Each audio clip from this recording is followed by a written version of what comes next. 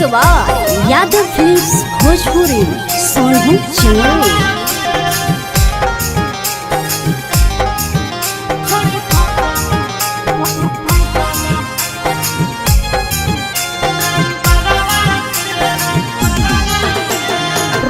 संध्या निकलो हठी घरवा से, रोजे संध्या निकलो हठी घरवा से।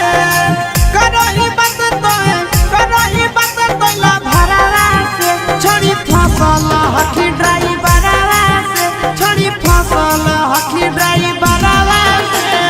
रोजे संध्या निकलो हठी घरवा से, रोजे संध्या निकलो हठी